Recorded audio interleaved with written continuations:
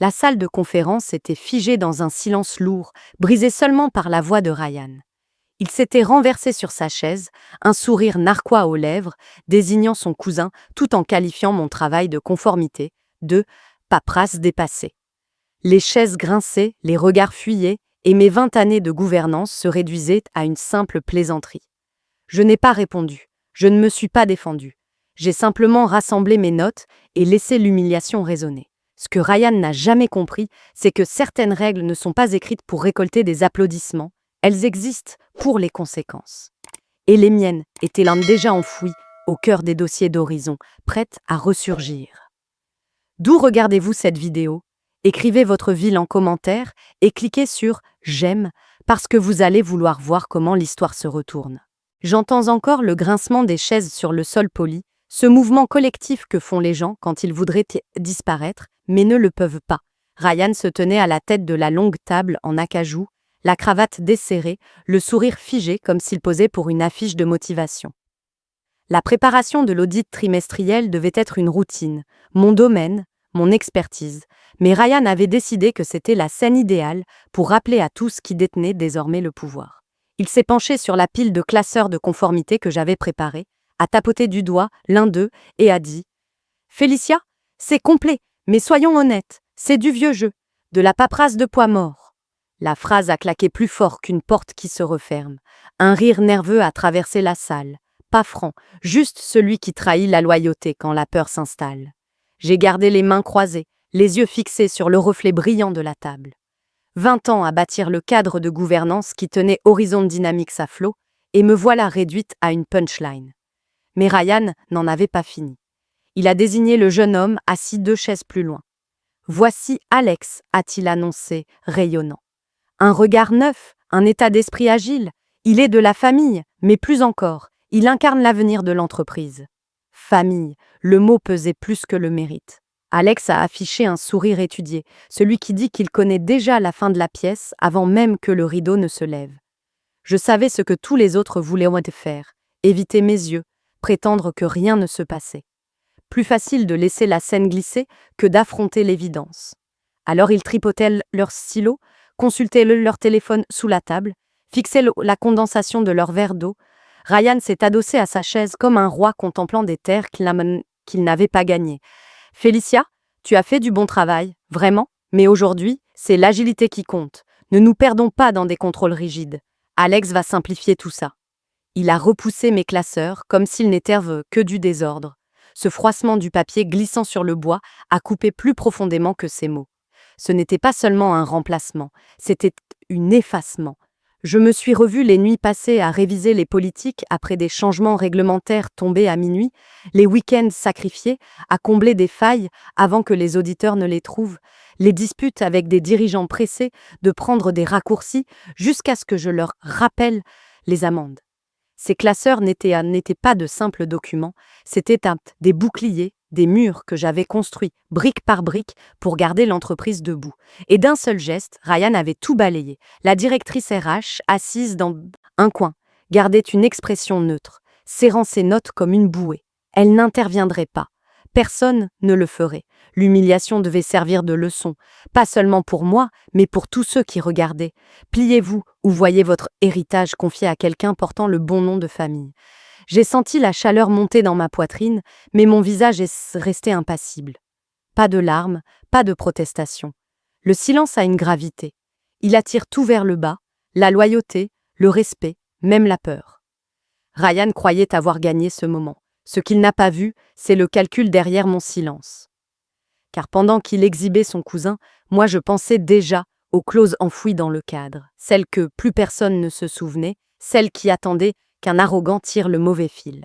Le bureau s'est vidé lentement cet après-midi-là, chacun s'éclipsant avec ce même soulagement coupable qu'on lit après un exercice d'évacuation où une seule personne a été brûlée. Je suis restée, non pas parce qu'il me restait du travail, mais parce que partir avec la foule aurait ressemblé à une reddition. Quand les derniers pas se sont éteints, j'ai fermé la porte de mon bureau et ouvert le tiroir du bas de mon classeur métallique. Une odeur de vieux papier s'est échappée, mélange de poussière, d'encre et de souvenirs. La plupart des employés d'Horizon considéraient la conformité comme du mobilier, présente, nécessaire, mais invisible. Moi, je la traitais comme de l'architecture. Et l'architecture repose sur des fondations qu'on oublie jusqu'au jour où le poids se déplace. J'ai sorti un mince dossier marqué Archives Play 2006. Les onglets étaient passés, l'écriture était la mienne, griffonnée à l'époque, où Horizon n'occupait encore que 2 étages loués, avec des bureaux de seconde main. À cette époque, personne ne voulait dépenser pour une équipe juridique, alors j'avais rédigé les politiques de gouvernance moi-même. Enfouies dans ces textes se trouvaient donc des clauses que peu avaient remarquées, écrites avec la précision de quelqu'un qui ne faisait pas confiance au chaos pour jouer loyalement. L'une d'elles avait un poids particulier. Si le responsable conformité était licencié sans motif valable, la responsabilité des manquements en gouvernance retombait directement sur l'exécutif ayant signé la décision. À l'époque, ce n'était qu'une théorie, une barrière pour protéger l'entreprise contre une direction imprudente. Personne ne pensait que cela servirait, car personne n'imaginait que je partirais un jour. Et pourtant, j'étais là, prête à transformer la théorie en réalité. J'ai étalé les pages sur le bureau, mes doigts suivant les lignes d'encre comme un texte sacré. Le langage était froid, administratif, mais ces mots contenaient une arme plus tranchante que la colère. Ils ne criaient pas, ne menaçaient pas. Ils réaffectaient simplement la responsabilité, avec l'inéluctabilité d'une horloge sonnant minuit. Ryan avait retiré la goupille sans même savoir que la grenade existait. Je n'avais pas besoin d'appeler qui que ce soit, ni d'envoyer de mail. Je n'avais pas besoin de faire de bruit. Il suffisait de documenter, d'horodater, de laisser le mécanisme se déclencher comme prévu. J'ai passé des heures à scanner les anciens dossiers, à chiffrer les copies numériques et à les sauvegarder sur un disque externe, jamais relié au système interne. Chaque page numérisée était un clou silencieux de plus dans le cercueil de Ryan. Je me souvenais des conversations avec les auditeurs au fil des ans, de leurs sourires rassurés, en découvrant combien le cadre était solide. Aucun d'eux ne se doutait que ces protections fonctionnaient dans les 2 sens. Quand l'horloge a sonné 9 heures, j'avais reconstruit le paquet de conformité en un seul document cohérent. Page de garde, politique de réversion de gouvernance. Auteur, Félicia Moore. Date, inchangée. J'ai replacé les copies physiques dans le dossier, refermé le tiroir d'un clic métallique discret, puis j'ai glissé la clé dans ma poche. Ma préparation s'était achevée non par un éclat, mais par un silence. Dehors, les lumières des bureaux s'éteignaient une à une, tandis que l'immeuble passait en mode nuit. Dedans, je suis restée seule à mon bureau, un verre de bourbon perlant dans la main, observant le curseur clignoter sur un courriel encore vide. Objet, confirmation de clause. Aucun mot encore, juste le silence. Le genre de silence qui pèse, celui qui attend le moment exact pour faire s'effondrer tout ce qui a été bâti sur l'arrogance. Les premières fissures les sont apparues plus tôt que je ne l'imaginais. Alex, le cousin de Ryan, avait hérité de mes responsabilités avec une poignée de main et un sourire, mais au bout d'1 semaine à peine, il se noyait déjà. La conformité n'a rien de glamour, rien de bruyant, mais elle est implacable. Les échéances se moquent des liens familiaux. Les régulateurs se moquent des nouvelles perspectives. Pourtant, Alex se pavanait comme s'il était intouchable, arpentant les couloirs avec ses écouteurs et un latte à la main, balayant les questions du personnel, d'un geste distrait. J'observais à distance, écarté du cercle rapproché, mais encore assez connecté pour entendre les murmures. Il supprimait des pans entiers des listes de contrôle des risques parce que, disait-il, personne ne lit vraiment ça. Il ignorait les rappels concernant les certifications trimestrielles, promettant d'y revenir plus tard.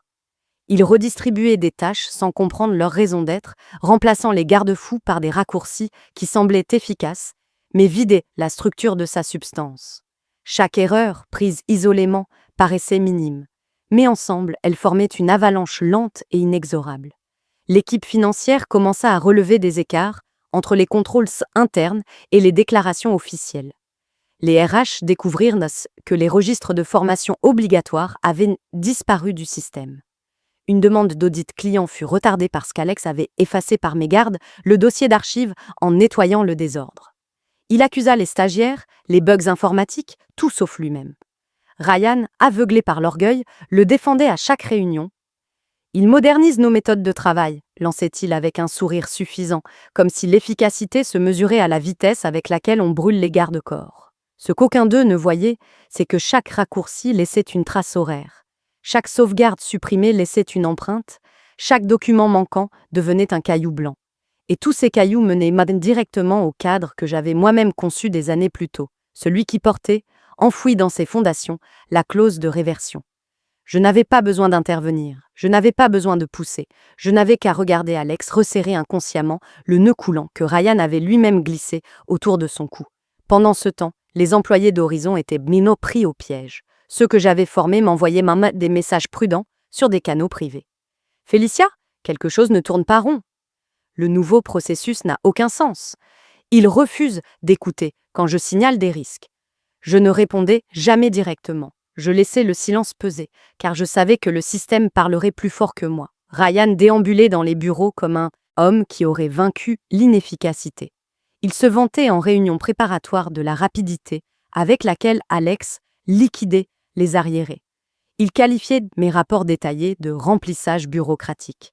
Il ne remarquait pas que les questions des auditeurs devenaient plus pointues, plus incisives. Il ne voyait pas que les jeunes employés commençaient à sauvegarder des copies d'emails, à créer des dossiers privés de preuves, anticipant la tempête inévitable. L'ironie était presque poétique. Ryan m'avait licenciée parce que j'étais trop rigide, trop méticuleuse. Mais ce sont ces mêmes qualités, gravées dans les politiques de l'entreprise, qui garantissaient que sa chute serait totale et incontestable. Chaque garde-fou ignoré augmentait la responsabilité qui retomberait directement sur son nom.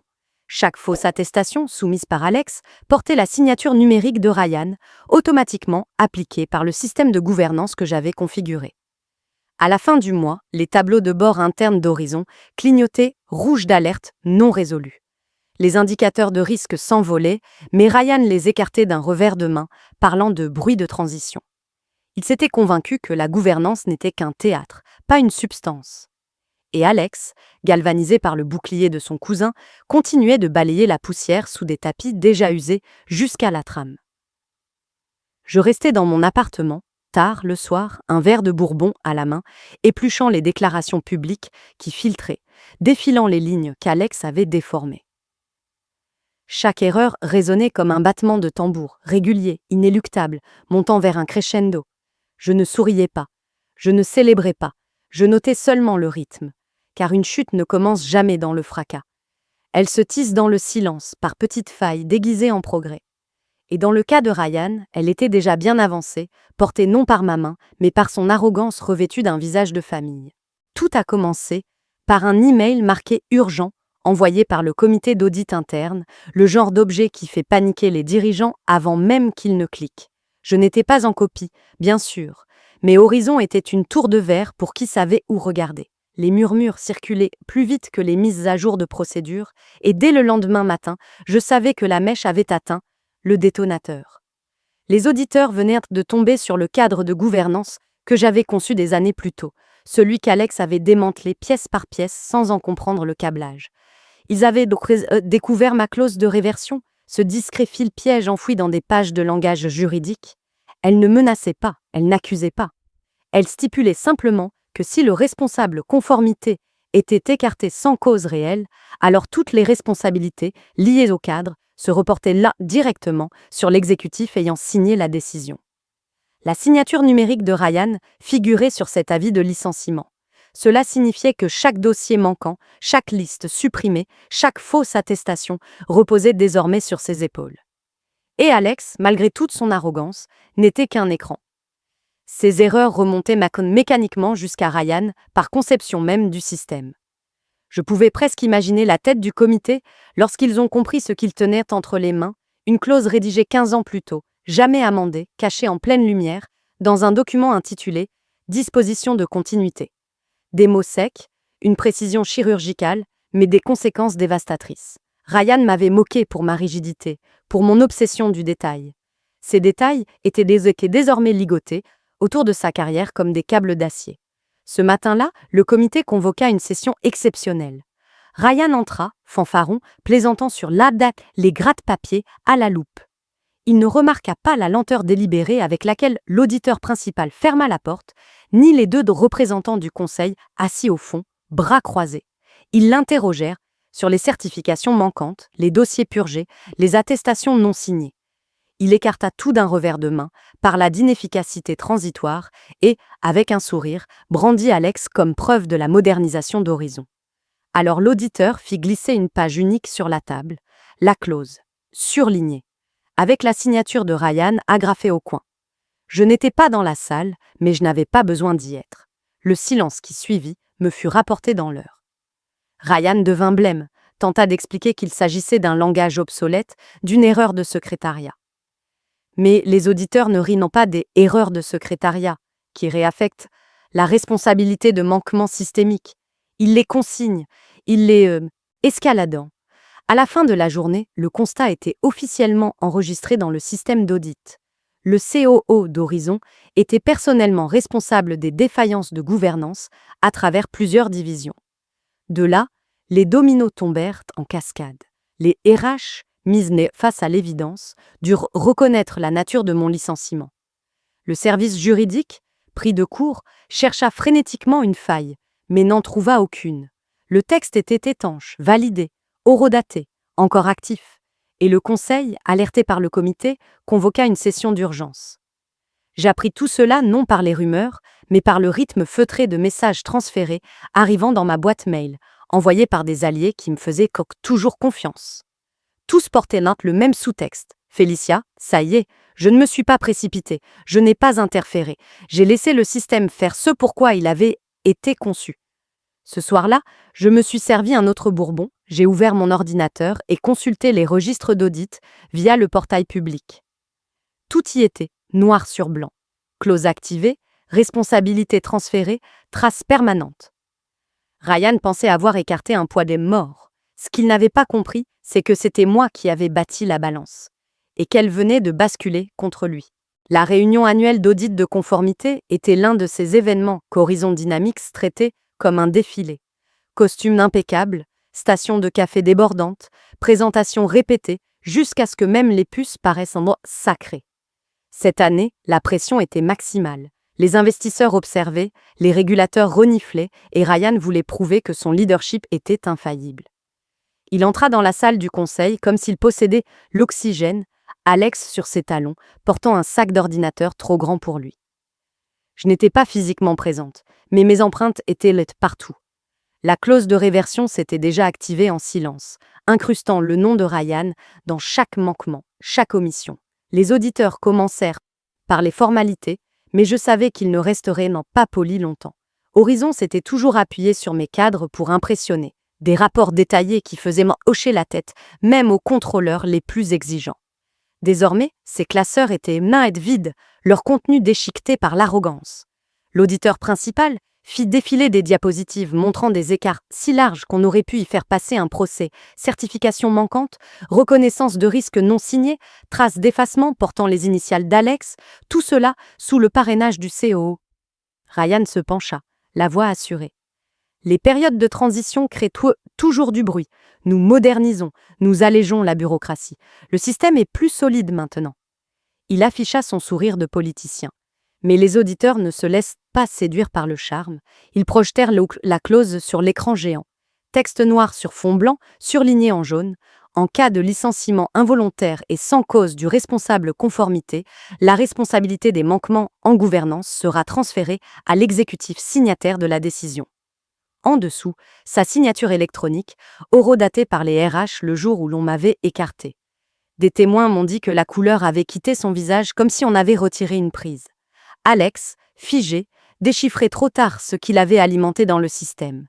Un murmure parcourut la salle, tandis que les membres du conseil ajustaient leurs lunettes, échangeant à voix basse.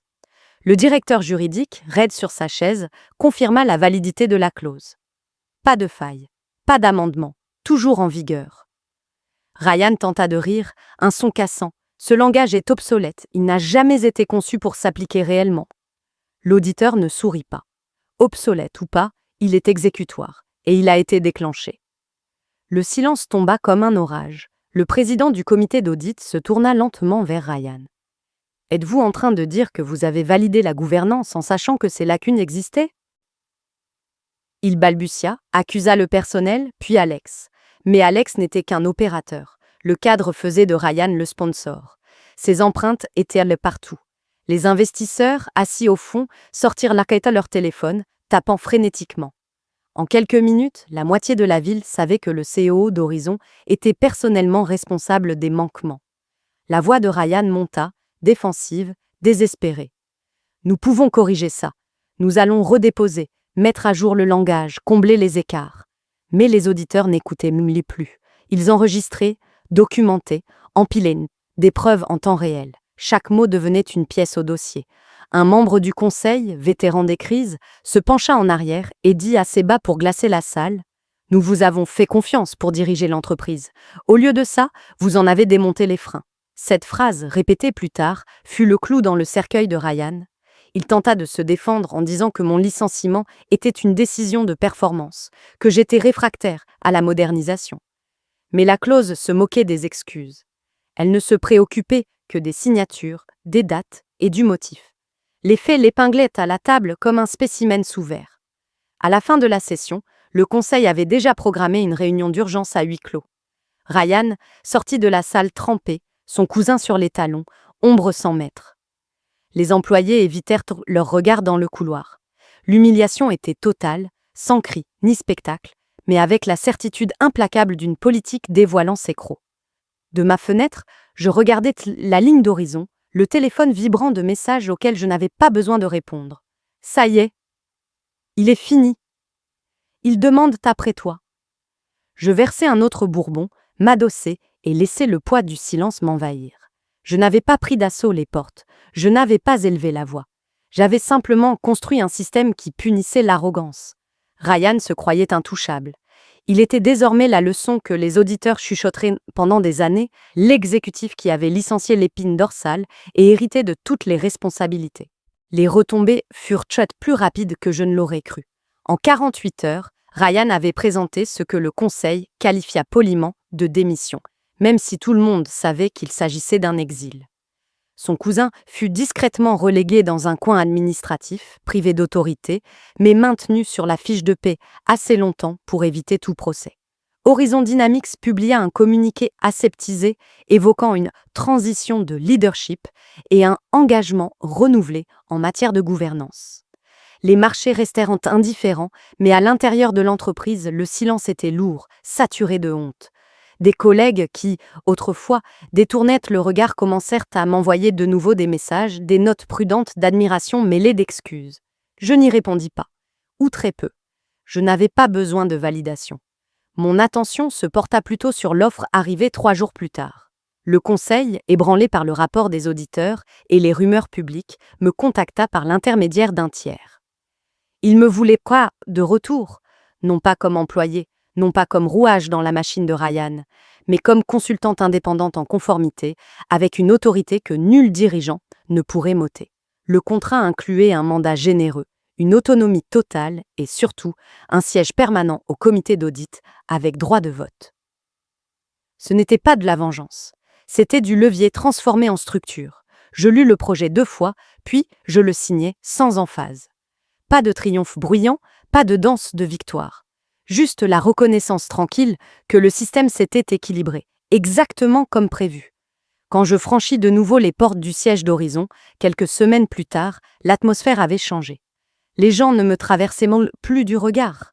Ils me regardaient, cherchant dans mon silence la stabilité qu'ils avaient perdue. Mon ancien bureau avait été repeint et attribué à quelqu'un d'autre. Mais je n'en voulais pas. J'avais mieux. Un siège à la table où se prenaient les décisions, une position qui ne dépendait plus de la faveur de quiconque. Le nom de Ryan devint synonyme du bris dans les conversations chuchotées, l'histoire de l'exécutif qui croyait la conformité inutile jusqu'à ce qu'elle l'écrase. Je n'avais pas besoin de diffuser ce récit, et je n'avais pas à l'arrêter non plus. Les faits parlaient d'eux-mêmes. En m'installant dans mon nouveau rôle, je compris que je n'avais pas gagné en criant plus fort. J'avais gagné en écrivant les règles avec tant de soin que l'arrogance ne pouvait leur échapper. Et cela suffisait. Je me suis assise un soir près de la fenêtre, les lumières de la ville clignotant comme des dossiers éparpillés sur un écran sombre. Horizon continuait d'avancer, mais je savais que les fondations portaient de nouveau ma signature, cette fois visible. Je ne recherchais ni applaudissements, ni gros titres. Je voulais l'équilibre. Ryan m'avait traité d'obsolète, pourtant sa chute avait prouvé la vérité. La gouvernance n'est pas du bruit, c'est une structure, et lorsqu'on la méprise, elle s'effondre sur les arrogants. Ma leçon était simple, le pouvoir ne rugit pas toujours. Parfois, il murmure dans des clauses enfouies au plus profond. Dans les jeux de pouvoir en entreprise, c'est la colonne vertébrale silencieuse qui écrit les règles, et ceux qui la tournent en dérision en héritent tout le poids. Quand Ryan s'est moqué de moi devant le conseil et m'a remplacé par son cousin, la blessure n'était pas seulement personnelle, elle était systémique. J'avais offert à Horizon 2 décennies de cadres, minutieusement construits, non pas pour récolter des applaudissements, mais pour assurer sa survie. Et en un instant d'arrogance, la direction a décidé que la gouvernance n'était que de la paperasse. Ce qui a suivi n'était pas le chaos du hasard, c'était un chaos conçu, accéléré par les raccourcis et l'ignorance. Voilà la leçon. Les systèmes d'entreprise ne sont pas fragiles à cause de leur complexité, ils le sont à cause de l'arrogance. Les dirigeants croient souvent que les règles sont optionnelles quand ils se sentent intouchables. Mais chaque garde-fou supprimé, chaque contrôle ignoré, devient une responsabilité silencieuse qui attend son heure. Ryan pensait que la conformité le ralentissait. En réalité, c'était la seule chose qui le protégeait. En démantelant ce qu'il ne respectait pas, il a hérité de toutes les conséquences. Pour moi, la clarté a été immédiate. Je n'avais pas besoin d'élever la voix, ni de chercher la vengeance. Le système que j'avais bâti portait ma prévoyance en lui. La préparation ne semble pas toujours puissante sur le moment, mais elle pèse lourd quand l'arrogance rencontre la réalité. Ma force n'était pas bruyante. Elle résidait dans la patience de laisser le cadre parler à ma place. Ryan a perdu sa fonction, sa crédibilité et sa réputation. Moi, j'ai gagné autre chose. Un siège permanent à la table où la responsabilité n'est plus optionnelle. Comment commencer dès aujourd'hui? 1. Documenter tout. Processus, accords, garde-fous. Les traces écrites sont des boucliers. 2. Ne méprisez pas le travail ennuyeux. La gouvernance et la conformité protègent bien plus que des réputations. 3. Anticipez l'arrogance. Bâtissez des cadres impossibles à défaire facilement. 4. Rappelez-vous, la préparation est un pouvoir. La patience transforme le silence en conséquence. Avant de partir, dites-moi en commentaire. Avez-vous déjà vu l'arrogance faire s'écrouler un lieu de travail? Racontez votre histoire ci-dessous, partagez cette vidéo avec quelqu'un qui en a besoin et abonnez-vous, car d'autres leçons comme celle-ci arrivent bientôt.